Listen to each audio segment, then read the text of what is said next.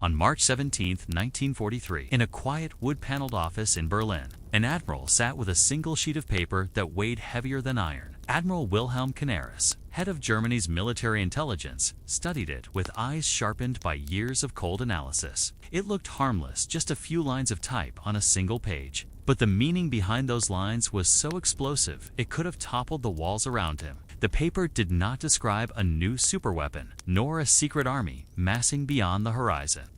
It described a factory oceans away, deep in the American heartland. And it claimed that this factory would soon be able to produce something impossible, a Ferengian heavy bomber every single hour. For Canaris, the meaning was clear. This was not a rumor.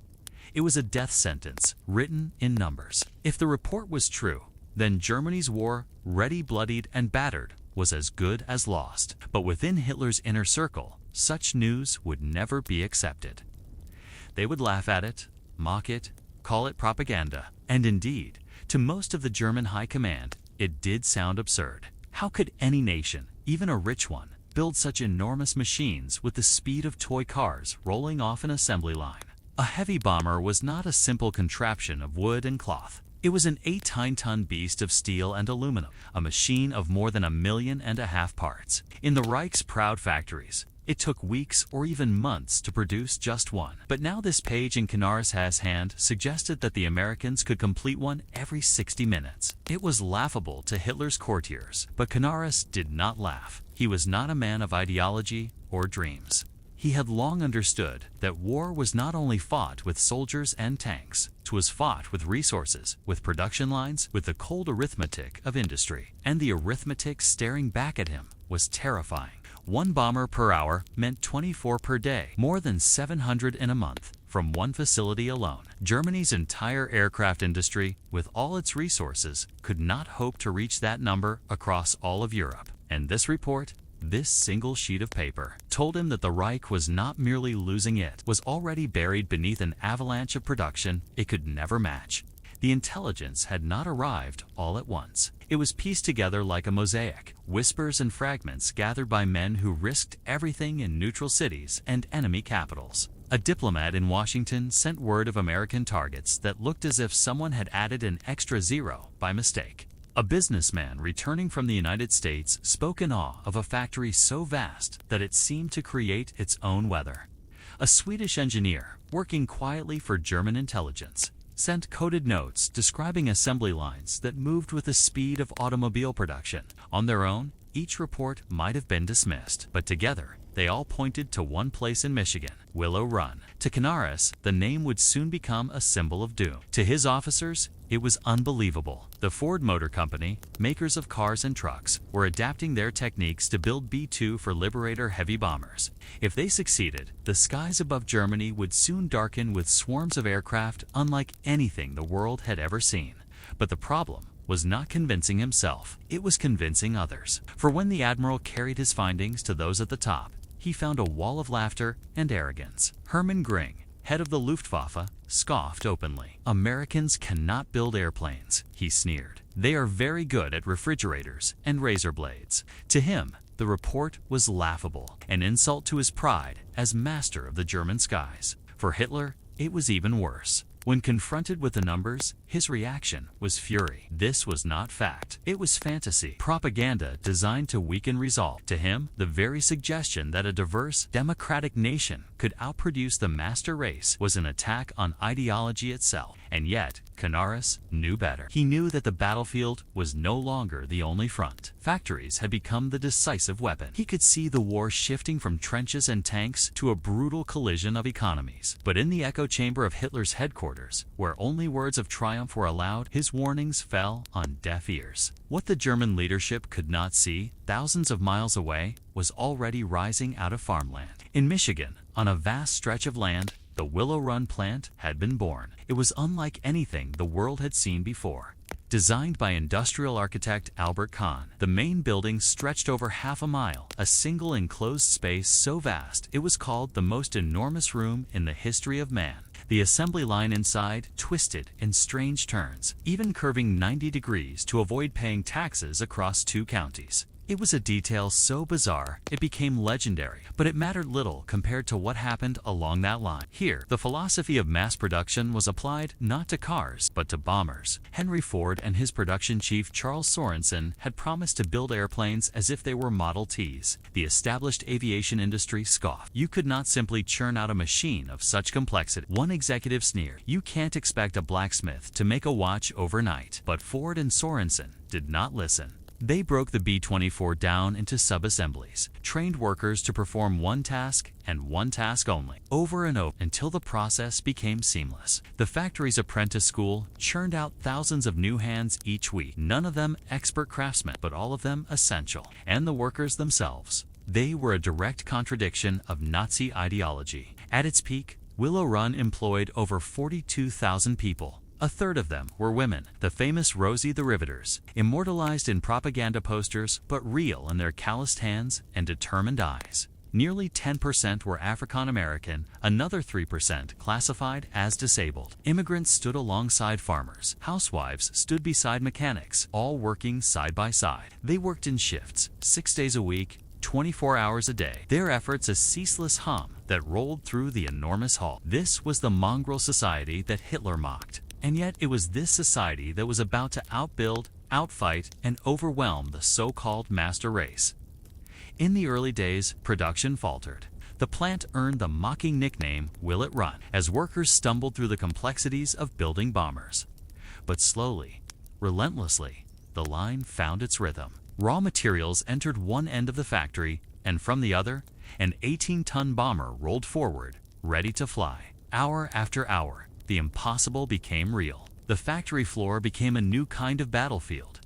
And each finished aircraft was a weapon forged not by soldiers, but by riveters, welders, and machinists. This was the truth on the paper Canaris held. This was the avalanche of production the Germans could not match. But trapped in the poisonous atmosphere of Hitler's headquarters, the truth was dismissed as fantasy. Göring laughed, Hitler raged, and the admiral was left with a certainty that chilled his blood. The war was already lost, and no one in power was willing to admit it. That moment in March 1943, quiet and almost invisible, would echo louder than any battle. For while the Reich denied the arithmetic, the skies over Europe were already whispering of what was to come. Canaris sat in his office, staring at the page, knowing he had seen the future. And the future was not German victory. It was a storm of wings, engines, and bombs rolling toward them from across the ocean, hour by hour, day by day, until nothing remained but ruins and silence.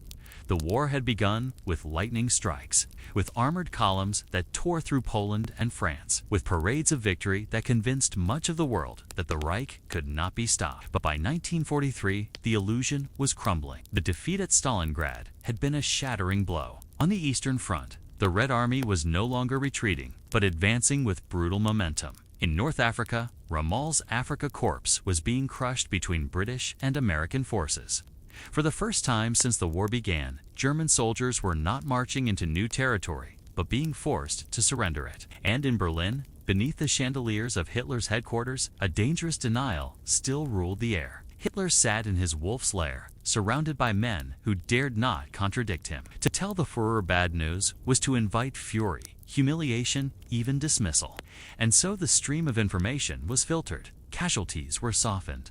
Losses were explained away. The myth of German invincibility was carefully preserved. To Hitler, the war was not about steel or oil, not about factories or production numbers. It was about will. He believed that German blood was superior, that German discipline and determination were weapons no enemy could match. He believed that victory was destiny. It was into this world of delusion that Canaris tried to speak. He was a man who had spent his life in service, a career officer of the Old Navy, shaped by traditions of honor and precision. He was a man who had spent his life in service, a career officer of the Old Navy, shaped by traditions of honor and precision. He was no friend of the Nazis, no believer in their racial fantasies, but he served Germany nonetheless. His task was intelligence, to provide unvarnished truth, however grim. Yet now he found that truth itself was seen as treachery. Each new report his agents delivered from America, each figure about production or resources, was met not with alarm, but with suspicion. To admit what those numbers meant would shatter the entire worldview of Hitler's circle. and so the numbers were dismissed. Still, the intelligence kept coming. German agents scattered across neutral Europe heard whispers that seemed impossible. In Switzerland, businessmen spoke in hushed tones of American plants that dwarfed anything in Europe. In Stockholm, engineers described machines moving down assembly lines as if they were automobiles. Even Japan, Germany's ally, sent back dispatches from Washington that carried a note of dread. Their naval attaches wrote of American production figures that were terrifying beyond imagination. All of it pointed to Willow Run. To understand what Willow Run meant, you must imagine the scale of it. A bomber like the B-24 Liberator was not a simple machine. It stretched over 60 feet in length with a wingspan of 110 feet, powered by 4 roaring engines. It carried thousands of gallons of fuel, a bomb load that could flatten a city block, and machine guns bristling from every angle. To build one required 1.5 million individual parts, from tiny rivets to massive frames. In Germany, such a plane might take months to complete. In Britain, even with determined effort, production could not match demand. But in Michigan, Ford promised to roll them out as if they were cars. The idea was madness to Europe's aircraft industry. Planes were handcrafted by skilled workers, each one a unique effort of engineering. You could not simply feed aluminum and steel into a line and expect bombers to emerge at the other end. Yet Henry Ford had built his empire on the promise that mass production could tame complexity. His Model T had rolled out to millions by applying the principle of division of labor, of repetitive tasks performed by thousands of hands in perfect rhythm. Now he intended to do the same with bombers.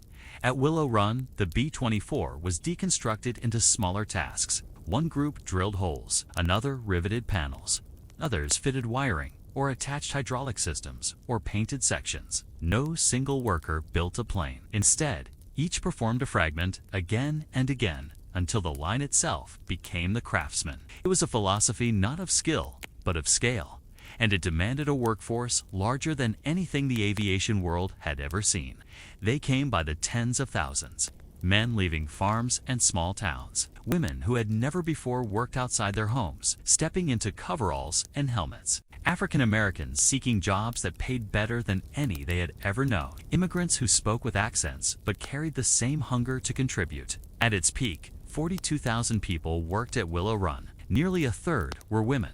One of them, Rose Monroe, would become famous as the real-life face of Rosie the Riveter, symbol of a generation's determination. Nearly 10% of the workforce was African American. Another 3% were disabled. It was a tapestry of America, chaotic and diverse, exactly the sort of society Hitler despised. And yet, together, they found rhythm. At first, the effort stumbled. The plant was so vast that coordination seemed impossible. Mistakes piled up. Completed aircraft rolled off the line, unable to fly, riddled with defects. Critics nicknamed the facility Will It Run, as though the very idea of a functioning bomber from Ford was a joke. But slowly, through relentless discipline, the process smoothed. Problems were solved, training improved, and the pace quickened. The hum of machines filled the enormous hall. Sparks flew from welders. The staccato of rivet guns echoed day and night. And gradually, impossibility gave way to inevitability. By late 1943, the line was in full motion. Raw materials poured in by train. Sheets of aluminum were shaped and fastened. Sections of fuselage were lifted and joined. Wings were attached, engines mounted, guns installed. Step by step, the bomber took form. And then, with almost mechanical regularity, one after another rolled off the line, complete and ready for the skies. What had once been dismissed as propaganda had become the most devastating truth of the war. But back in Berlin, this truth could not pierce the armor of ideology. Göring continued to sneer. He clung to the belief that Americans were soft, that their society was decadent, that their soldiers lacked spirit.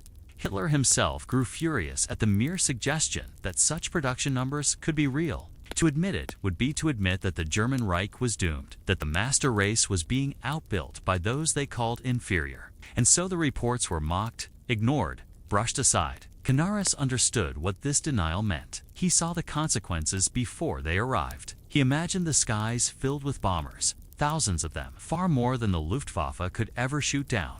He imagined the factories of Germany reduced to rubble, the railways shattered, the refineries burning. He knew that this was no longer a war of generals and soldiers, but of factories and assembly lines. And in that war, Germany was already defeated.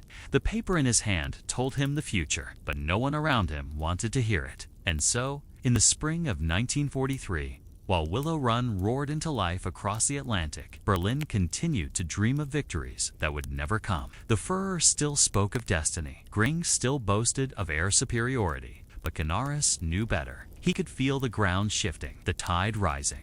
The whisper of machines in Michigan was already echoing across oceans. It was the sound of defeat approaching, steady and unstoppable, like the ticking of a clock counting down the Reich's final hours.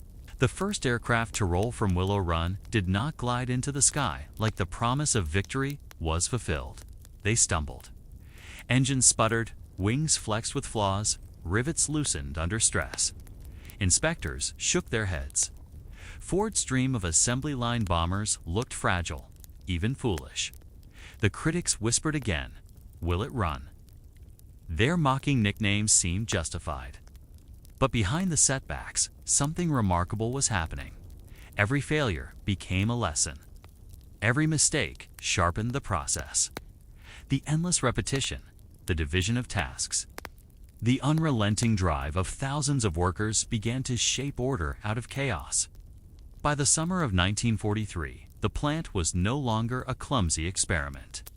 It was a machine, vast and tireless, teaching itself to master complexity. The line stretched out across the cavernous hall like an iron river, carrying parts that grew larger, more precise, more perfect with every step. Raw aluminum was cut, drilled, and riveted into frames.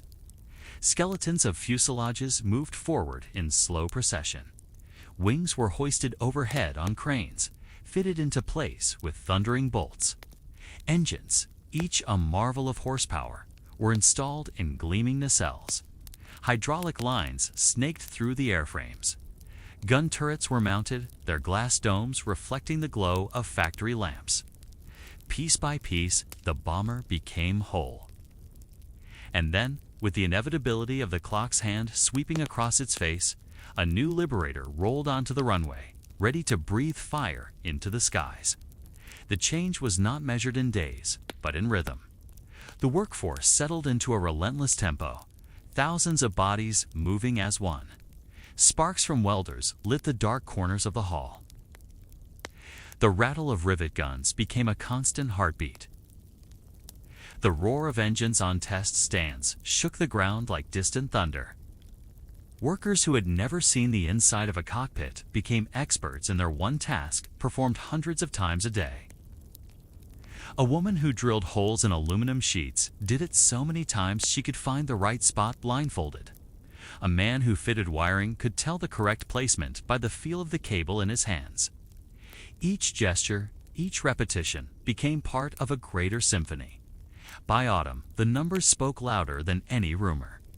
One bomber an hour was no longer an impossible dream. It was reality. Day after day, week after week, Willow Run sent fresh bombers into the sky. For every bomber lost in combat, the plant replaced it many times over. The scale was staggering. A single American factory was producing more heavy aircraft than the entire German aviation industry combined. And the line showed no sign of slowing. Across the Atlantic, the first liberators born at Willow Run began to join the Allied fleets. They were not sleek or elegant machines. The B-24 was heavy, blunt, a boxy brute of aluminum and steel. Crews called it the flying boxcar. Its cramped interior rattled with vibrations. Its thin skin offered little protection, and its tendency to burst into flames when hit earned it grim nicknames. But it had range. It could fly farther, carry more, and it was being built in numbers that turned flaws into irrelevance. For every weakness in one, there were 10 more ready to take its place. In Germany, disbelief still clung like armor. Göring dismissed reports of production as fantasy. Hitler raged when confronted with numbers, denouncing them as Jewish lies. But the skies themselves began to contradict their words. In late 1943, formations of liberators appeared in numbers never before seen. At first, they came in hundreds, then in thousands. they flew in daylight, a decision the Germans had considered madness. Daylight bombers, they believed, would be slaughtered by the Luftwaffe. But the slaughter did not come. For every bomber shot down, replacements poured in, more and more, until the air itself seemed filled with endless swarms. German fighter pilots took to the skies with courage, but courage could not change mathematics. They dived into formations bristling with guns, facing walls of firepower from dozens of aircraft flying in tight, murderous boxes. Every engagement drained the Luftwaffe. A pilot lost was not just a man gone, but years of training, skill, and experience erased in a single flash of flame. Replacement pilots arrived with only weeks of rushed instruction, thrown into cockpits they barely understood, against enemies who flew in overwhelming numbers. On the ground, German civilians looked up and saw the impossible made real. Cities that Göring had sworn would never be touched began to tremble under the thunder of bombs. Industrial centers that fueled the war machine were hammered again and again. Railways twisted into wreckage. Oil refineries erupted in fire. Factories collapsed under waves of explosives, and still the bombers came. Each raid seemed larger than the last. Each week, the formations grew thicker, the hum in the sky louder. What had once been dismissed as propaganda had materialized in firestorms across the Reich. The German people whispered that the enemy had endless planes, endless men, endless resources. The myth of invincibility began to fracture. But in Berlin, denial remained law. Hitler insisted that willpower would prevail. He demanded new weapons, Wunderwaffen, miracle machines that would turn the tide. The V-1 flying bomb, the V-2 rocket, jet fighters like the Me-262 projects pushed forward with desperation. But each took time, and time was the one resource Germany no longer possessed. Every month, Willow Run alone added hundreds of bombers to the Allied arsenal. By the time a single German wonder weapon emerged, dozens of squadrons of liberators had already taken to the skies. Canaris, watching from within his web of intelligence, saw it all with growing despair. He had tried to warn them. He had shown them the numbers. But the truth had been buried beneath arrogance and ideology. And now, the truth was arriving not on paper, but in steel and fire. Every roar of engines over Germany was a reminder of the report dismissed in March. Every crater in a factory floor was proof that the impossible was real. And the Admiral, the man who had seen it first, could only watch as his nation marched toward destruction, blinded by its own refusal to believe. The deeper into 1943 the war dragged, the clearer the industrial imbalance became. German soldiers still fought with ferocity on every front, but behind them, the foundations of their war effort were crumbling. Supply lines strained, oil reserves dwindled. Factories struggled to replace what was lost.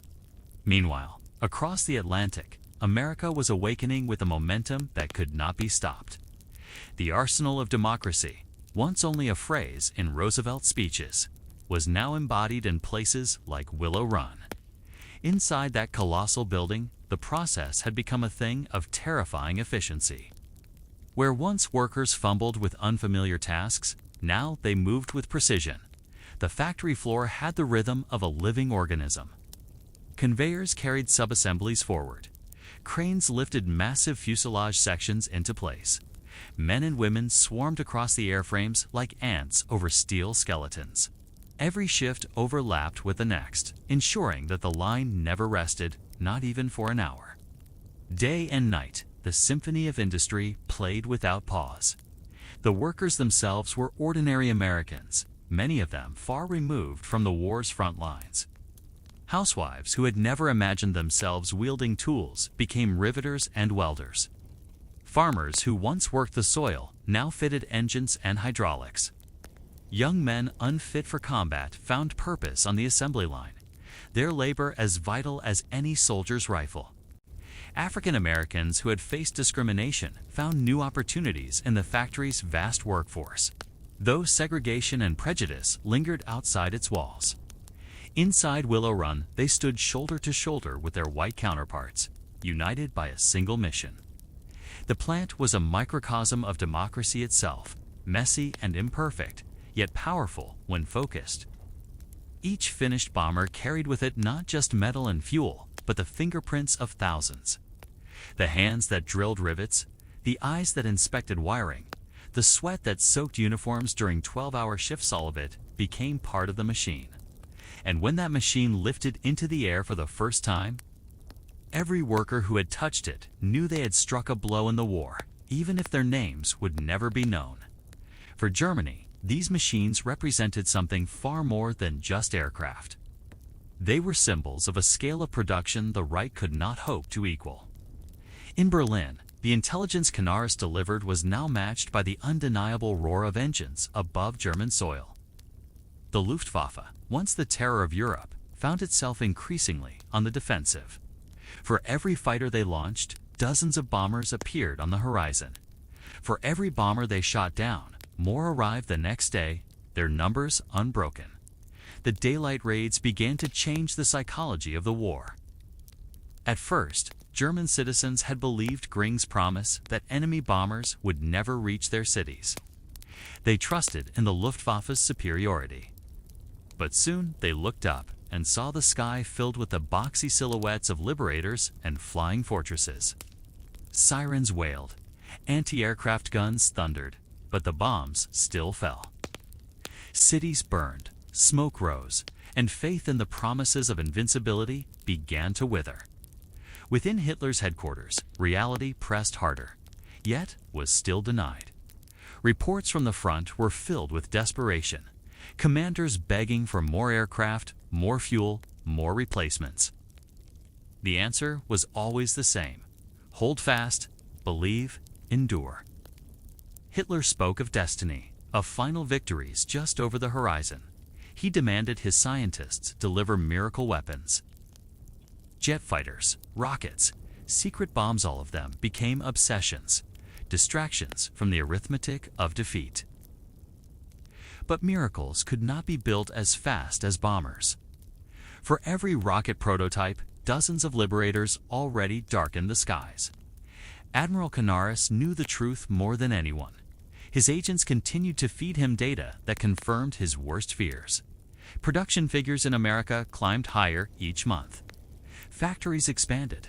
Shipyards launched new vessels in record time, and Willow Run itself set new benchmarks almost weekly. He saw the reports from Japan, where even German allies warned of America's unstoppable capacity. He compiled the evidence, presented it, argued with what authority he had left. But the response was always the same: laughter, dismissal, anger. To the leadership, the numbers were not numbers. They were lies.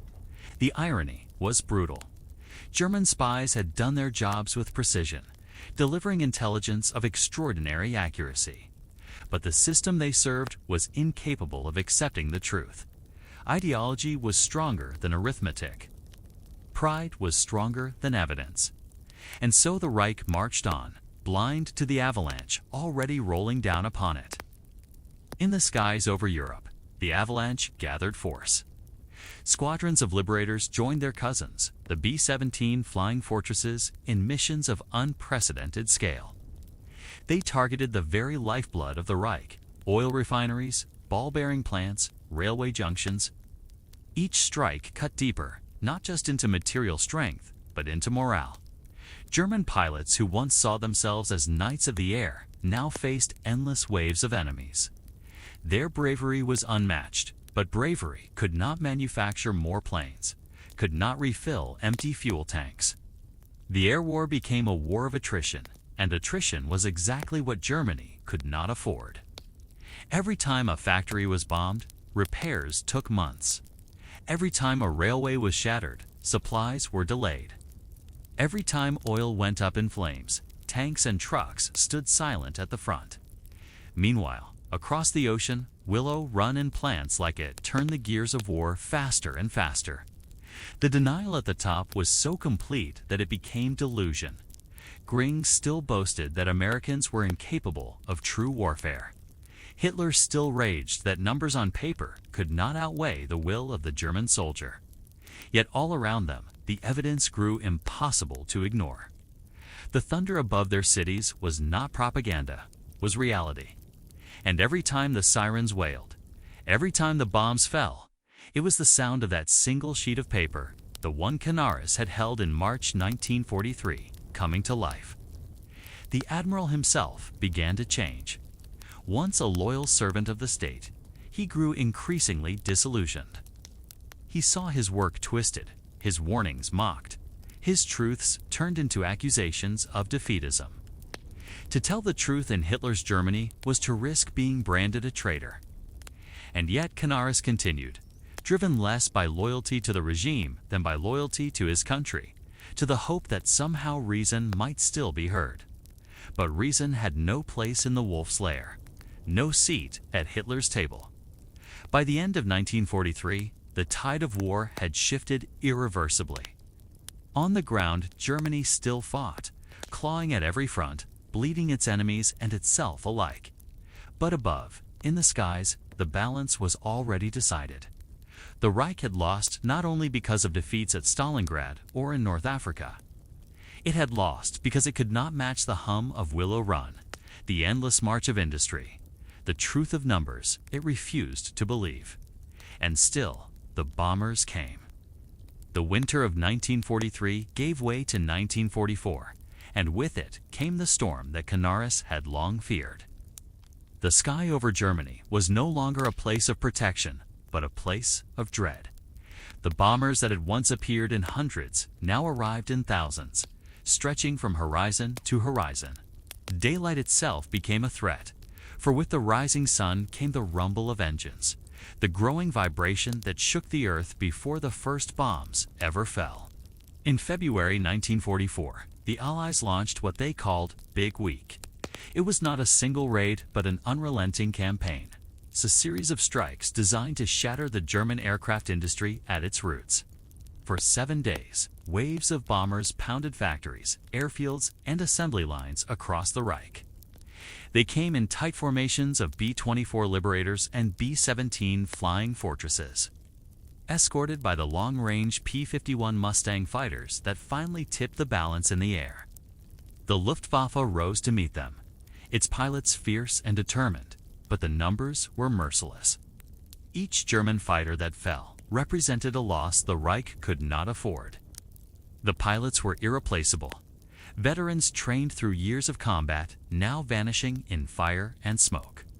Replacement pilots arrived with only weeks of rushed instruction, their survival often measured in days, not months.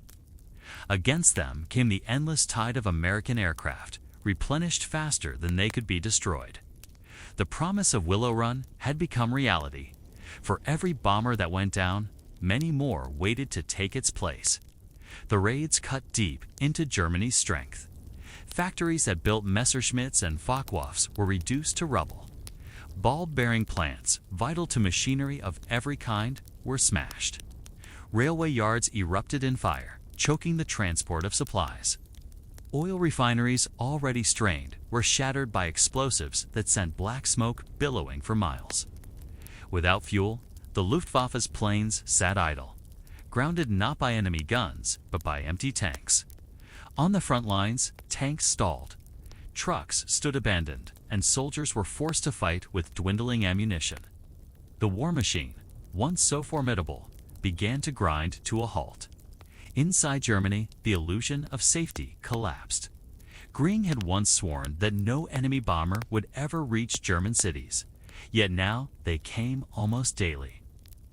The people of Hamburg, of Berlin, of Leipzig and Nuremberg looked upward in horror as the formations appeared.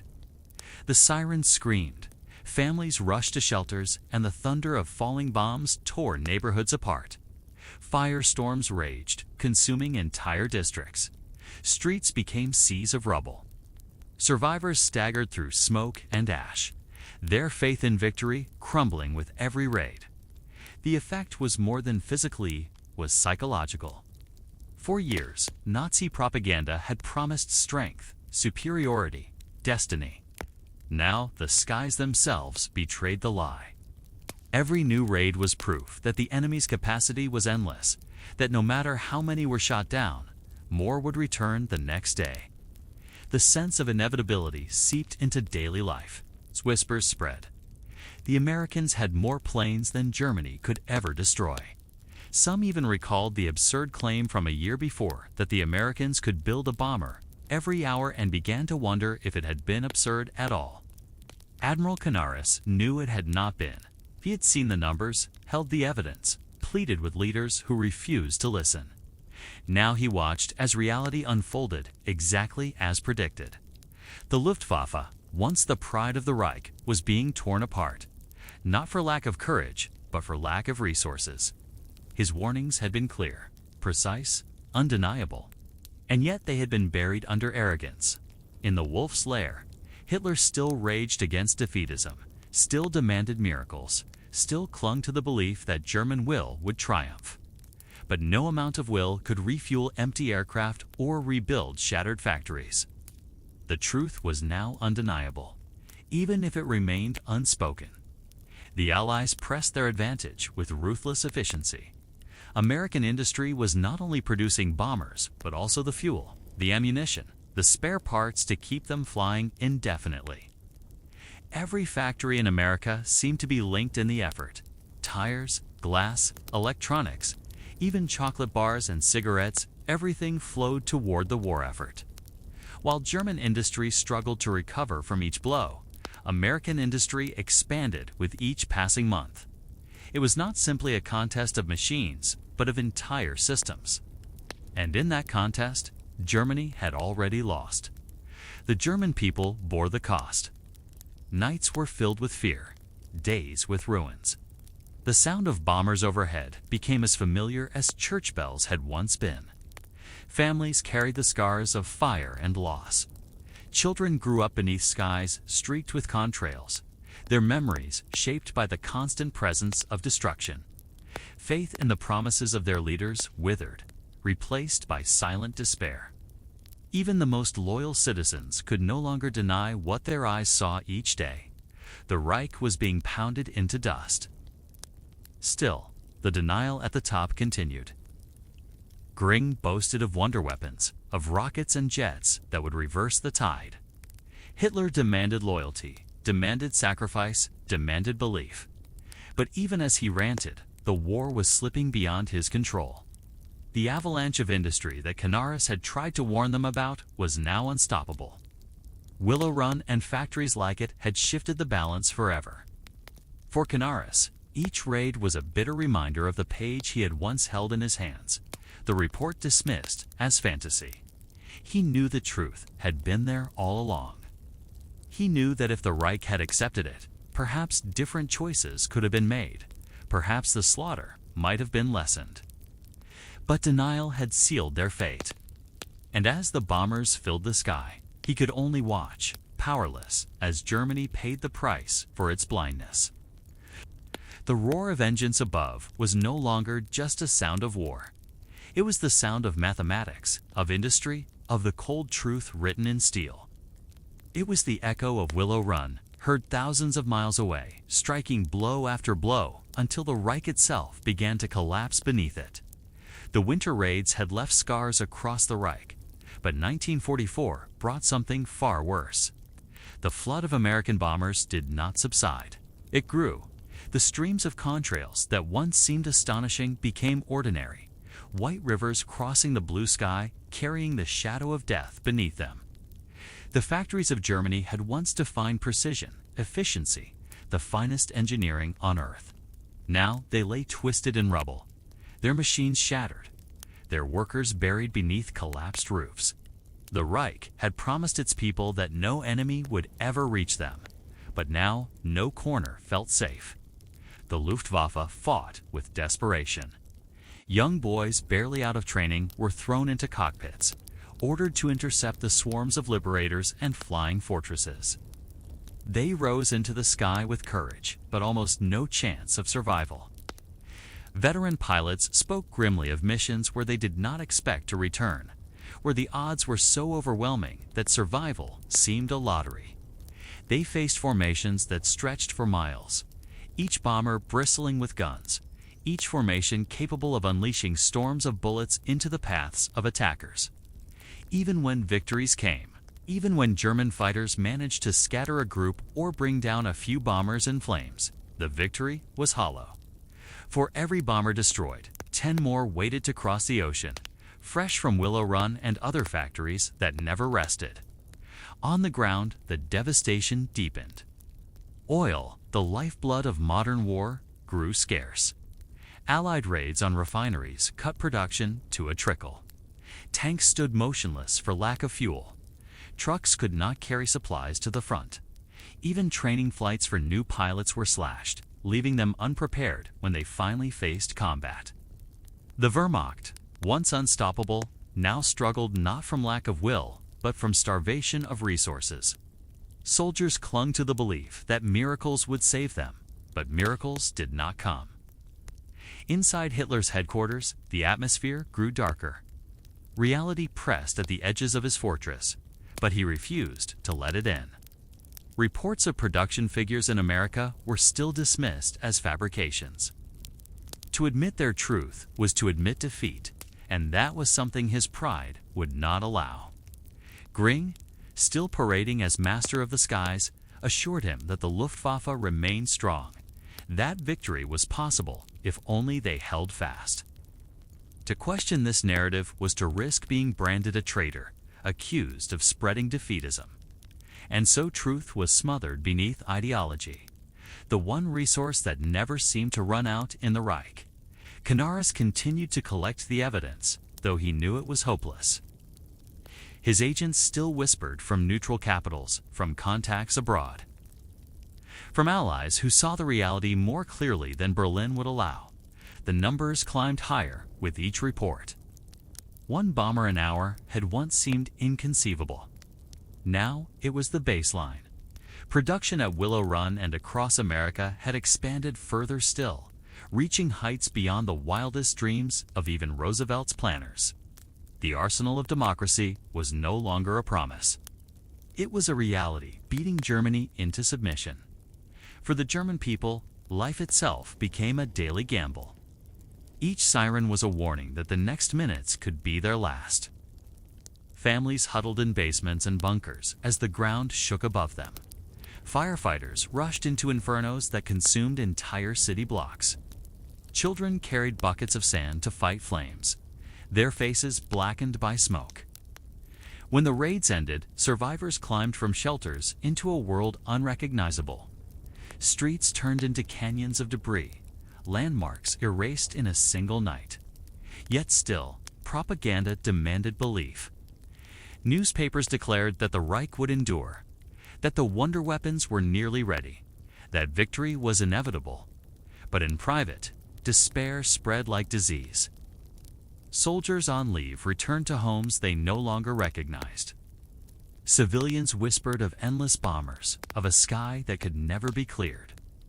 The dream of invincibility was dead, replaced by the knowledge that they were being crushed under an enemy who could outbuild them 100-fold. The Allies pressed their assault with increasing confidence. Strategic bombing campaigns became relentless, not just to destroy industry, but to break morale, to sap the will to fight. And every raid, every factory reduced to rubble, every railway torn apart, traced back to that factory in Michigan, to the paper Canaris had held in his hand. He had seen it coming, long before the bombs began to fall. He had tried to sound the alarm, but arrogance and ideology had buried the warning. Now the warning had returned, not as words, but as fire raining from the skies. Germany still fought on, its armies holding ground with ferocity, its scientists racing to finish weapons they claimed would change everything. But the arithmetic could not be denied. For every German tank, there were dozens of Allied planes overhead, ready to destroy it before it could reach the front. For every hour, the Reich struggled to rebuild a shattered plant. Willow Run produced another bomber to tear it apart again. It was a contest not of courage, but of scale. And scale was the one thing Germany could never match. The sound of engines in the sky had become the most familiar sound of all. It was the hum of inevitability, the voice of industry across an ocean, the cold echo of numbers written in steel. And though the Reich still clung to denial, the truth could no longer be hidden. It was falling on them hour by hour, with every wave of bombers that filled their skies. The summer of 1944 brought the breaking point. The invasion of Normandy opened a new front in the west. And while German soldiers fought with the fury of desperation, the skies above them told the true story. The Luftwaffe, once feared across Europe, could no longer rise in force. Squadrons that had once swept the skies with dominance were now thin shadows of themselves. When Allied bombers crossed into occupied territory, their escorts stretched for miles, sleek P-51 Mustangs guarding the lumbering bombers with lethal efficiency. German fighters that tried to attack were cut down before they could even reach their targets. The reality was merciless. The Allies now possessed the skies. For the soldiers on the ground, it was impossible to ignore. Every column of German armor moving by day was spotted and destroyed from above. Railways could no longer carry supplies without being struck. Bridges were reduced to rubble faster than they could be repaired. Even the most basic movements became dangerous, watched from above by endless patrols of aircraft. The Luftwaffe's strength, bled dry through years of attrition, could no longer protect the nation it had once promised to shield. In Berlin, Hitler raged as the walls of fantasy closed in.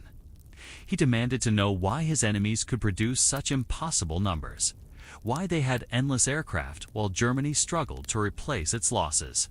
His answer was always the same: propaganda, lies, Jewish exaggerations meant to sow despair. He turned his gaze toward miracle projects, pouring resources into rockets and jet fighters, machines that looked like the future but arrived too late and in numbers too small to matter. The V-2 rockets rained terror on London, but they were weapons of fear, not of strategy. They destroyed buildings, but did nothing to halt the industrial avalanche pressing against Germany's heart. The truth was still the same, written on that page Canaris had once held. It was not bravery or willpower that decided this war, but mathematics. And the mathematics were clear. Germany could not match the production pouring from American factories. By the summer of 1944, Willow Run alone had produced thousands of bombers, each one a flying fortress of steel and fire. And across the United States, other factories added their own output, building fighters, transports, and engines in numbers that dwarfed anything the Reich could imagine. For the German people, life beneath the bombers became unendurable. By day, the thunder of engines brought destruction. By night, the British raids continued, firestorms devouring entire cities. Dresden, Hamburg, Cologne, names that once represented culture and history now stood as ruins, symbols of a nation consumed by flame. Families lived underground as much as above it. Children played in the rubble of homes destroyed before their memories could even form. The Reich that had promised glory delivered only ashes. Canaris, ever the observer, grew more isolated. His warnings were now seen as weakness, his accuracy as betrayal. Within Hitler's paranoid court, to speak the truth was to risk death. Rivals in the SS whispered against him, painting him as a man who spread defeatism, perhaps even treason. Yet still he gathered intelligence. Still he saw the reports that confirmed what was happening in the skies. Every new figure from America, every note of increased production, was another nail in the coffin of Germany's war effort. He knew it, even if no one in power would admit it. On the front lines, soldiers began to sense it too. Letters home spoke of exhaustion, of fighting without air support, of feeling abandoned under skies filled with Allied machines. Commanders tried to inspire with speeches of will and destiny, but speeches could not silence the engines overhead. Each day, another squadron of bombers passed, another factory was destroyed, another railway torn apart. And behind each one was the rhythm of Willow Run, still producing, still sending aircraft across the ocean in an unbroken tide. The war that had once seemed like conquest had become a slow strangulation. Germany was not defeated in a single blow, but crushed piece by piece. Its arteries cut, its lungs filled with smoke, its lifeblood drained by constant attack. And all of it traced back to a factory that the Reich had laughed at. A factory that had been dismissed as a lie, a fantasy too absurd to believe. The laughter was gone now, replaced by the silence of ruins and the endless rumble of bombers. The summer sun over Germany no longer promised warmth or life. It promised only the arrival of shadows stretching across the sky, shadows cast by wings built thousands of miles away. They came each hour, as steady as the ticking of a clock, a reminder that the war was being lost not in speeches or parades, but on the factory floor of a plant in Michigan. By the autumn of 1944, the tide had become irreversible. The Reich, which once had marched with unstoppable force across the continent, now found itself cornered, gasping for air under a storm it could no longer control. The roar of American engines above was constant, a rolling thunder that the German people had come to know as intimately as their own heartbeat. There was no village, no factory, no railway junction untouched.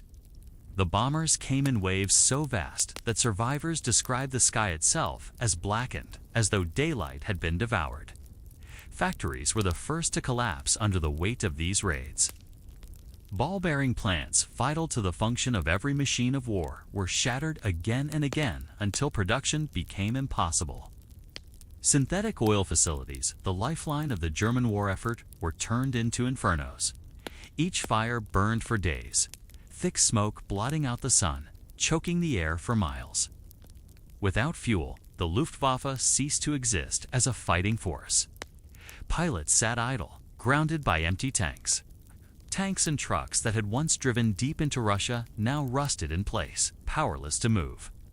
The Allies called it strategic bombing, but for Germany, it felt like suffocation. Every artery of industry was cut, every vein of supply drained dry, and still, the numbers grew. For every month that passed, Willow Run and plants like it rolled out hundreds upon hundreds of new bombers.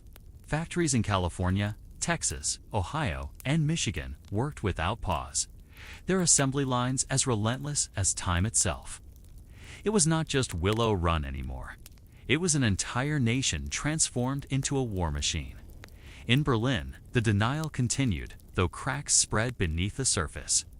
Gring's bluster grew hollow, his boasts less convincing even to those forced to nod in agreement. Hitler's speeches raged with promises of wonder weapons, with fury at traitors and defeatists, but his words no longer inspired.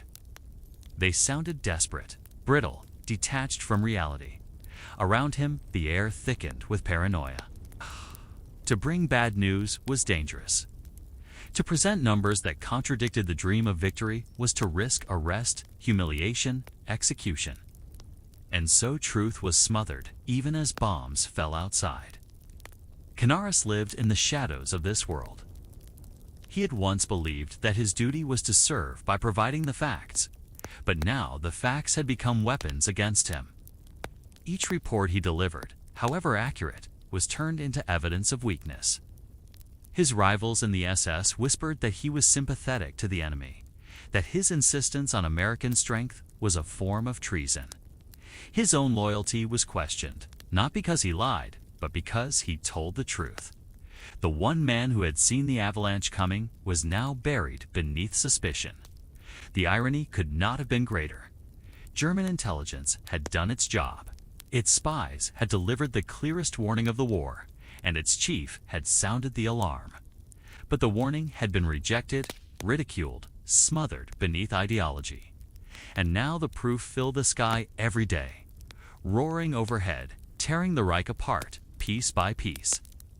The very act of accuracy had become a mark of betrayal. On the ground, despair deepened.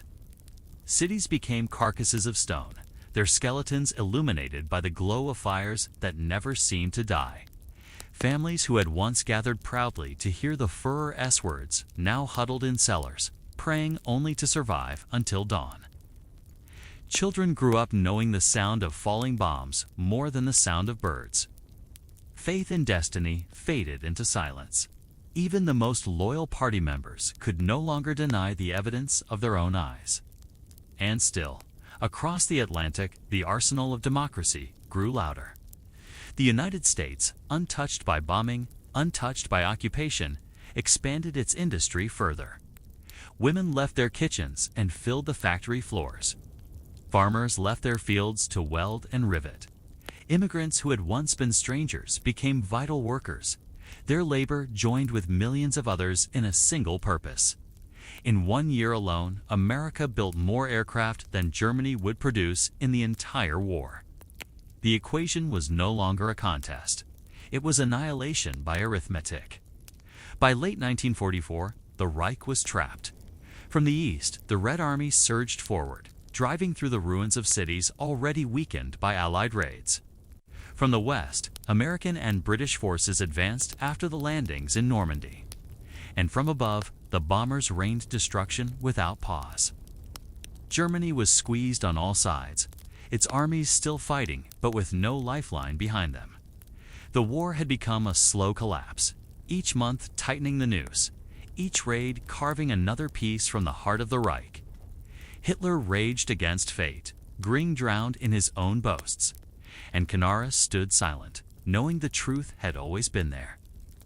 Ignored on a single sheet of paper in March of 1943, the impossible promise of Willow Run was now reality. And reality was dismantling the Third Reich, 1 hour at a time. By the start of 1945, the Reich was collapsing beneath the weight of its own denial. What had once been whispers of inevitability had become a daily reality of devastation. The bombers that filled the sky were no longer counted in hundreds, but in thousands, an endless procession of steel and fire. The cities that had once glowed with the pride of culture and history now smoldered in ruins. Cologne, Frankfurt, Dresden, Berlin all bore scars that could never heal. Entire neighborhoods disappeared overnight, reduced to ash and rubble by the steady, unrelenting tide of bombs. The people who once cheered parades of victory now trudged through streets that no longer existed, their faces hollow, their eyes fixed on survival alone. Shelters overflowed. Families huddled together in damp cellars as the walls shook around them. Each day, another raid. Each night, another fire. Faith in the invincibility of the Reich was long gone, replaced by exhaustion and despair. Yet the propaganda machine churned on, demanding belief in miracles, in weapons that would arrive too late, in victories that existed only in speeches. The wonder weapons that Hitler had promised, the rockets, the jet fighters, the miracle machines did appear, but they were drops of water against a rising flood. The V-2 rockets struck London with terrifying force, but each rocket required resources Germany no longer had. Each jet fighter produced was too few, too late, and flown by pilots too inexperienced to turn the tide. They were symbols of desperation, not salvation. Against the avalanche of production pouring from America's factories, they were nothing. The numbers told the truth with brutal clarity. By 1944, Willow Run was producing a bomber every 63 minutes, 24 hours a day. By the end of its run, nearly 7,000 liberators had rolled from its line, with thousands more assembled elsewhere from its parts. Across the United States, more than 300,000 aircraft of every type were produced during the war. Germany, in that same span, managed fewer than 100,000. The disparity was so vast that the outcome had been decided long before the last battles were fought. The Reich was defeated not by strategy, nor by secret weapons, but by arithmetic, by the simple fact that it could not match the scale of its enemy's industry. Admiral Canaris lived to see the collapse he had predicted, but for him, truth became his undoing.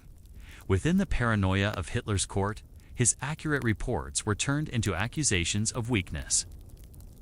The SS, eager to destroy rivals, painted him as a traitor, a man spreading enemy propaganda under the guise of intelligence. He had long harbored doubts about the regime, had shielded members of the resistance, had even protected men like Dietrich Bonhoeffer. His conscience had become his crime. When the July 20th plot to assassinate Hitler failed, the net of suspicion widened. Canaris's name appeared in the web of conspirators, and his fate was sealed. Arrested, humiliated, his diaries discovered, Canaris was dragged into the brutal machinery of Nazi retribution. In the cold stone confines of Flossenburg concentration camp, he met the end that awaited all who dared to stand apart from Hitler's fantasies. In April 1945, just weeks before the war's end, he was stripped naked, chained, and strangled with piano wire. The man who had seen the truth most clearly, who had carried the warning that might have changed everything, was silenced in the most brutal way. His death was slow, humiliating, a final act of vengeance from a regime collapsing in flames. And as Canaris's life was extinguished, the roar of vengeance continued above. Bombers born from Willow Run and from countless other factories still filled the skies. They tore apart the remnants of the Reich, smashing what little remained of its war machine. Railways ceased to function. Fuel supplies ran dry. Armies were cut off and left to crumble.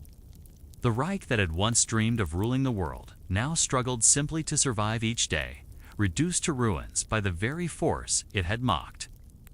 The final battles of the war raged through the spring of 1945, but the outcome had long been decided. On the ground, soldiers still fought and died, but in the air, the truth was already written. The Allies owned the skies, and through that dominance, they dismantled the Reich piece by piece. The arrogance that had laughed at the report from March 1943 was gone. In its place was only silence, broken by the endless thunder of bombers that Germany could no longer resist. The page Canaris had once held in his hand had foretold it all. A single piece of paper, filled with numbers that no one wanted to believe, had contained the story of the Reich's defeat. And as Berlin burned, as the Führer ranted in his bunker, as millions suffered the consequences of denial, those numbers echoed louder than any speech. They were the prophecy of Willow Run, the arithmetic of war that had sealed Germany's fate before the bombs ever fell. When the guns finally fell silent in May 1945, the full scale of the truth stood exposed. The Reich that had dreamed of a 1,000-year empire had lasted barely more than a decade. And its end had come not only from the courage of armies, but from the relentless hum of factories across an ocean. The final tally was staggering. Willow Run alone had produced nearly 7,000 complete B-24 Liberators, with almost 2,000 additional kits shipped for assembly elsewhere. Across the United States, more than 18,000 B-24s had been built, making it the most produced heavy bomber in history. And beyond that, in total, over 300,000 American military aircraft had been manufactured during the war. Germany, in comparison, had produced fewer than 100,000 combat aircraft. The disparity was not just great, was crushing. The very factory the Reich had dismissed as fantasy, mocked as propaganda, had outbuilt the entire German aviation industry. What Canaris had warned of in 1943, what had been laughed at by Göring and denied by Hitler, had come true with a vengeance. The Reich had been drowned beneath an avalanche of steel and aluminum, an industrial tide so vast it could not be stopped by pride, ideology, or even bravery. The truth had been written in the arithmetic of production, and arithmetic does not lie. Admiral Canaris, the man who had seen it most clearly, did not live to see the end. His execution in the final weeks of the war was one more act of cruelty from a regime that could not tolerate truth. Strangled in silence, his body left broken, he became one of the many millions consumed by the madness he had tried to resist. His warnings had been correct, his vision accurate, but accuracy had no place in Hitler's Germany. He had been condemned for telling the truth, and the price he paid was his life. For the survivors who emerged from the ruins, the lesson was undeniable. Germany had not been defeated because it lacked courage or soldiers willing to fight. It had been defeated because its leaders refused to believe the evidence in front of them. They clung to ideology, to racial myths, to the illusion that willpower alone could triumph over numbers.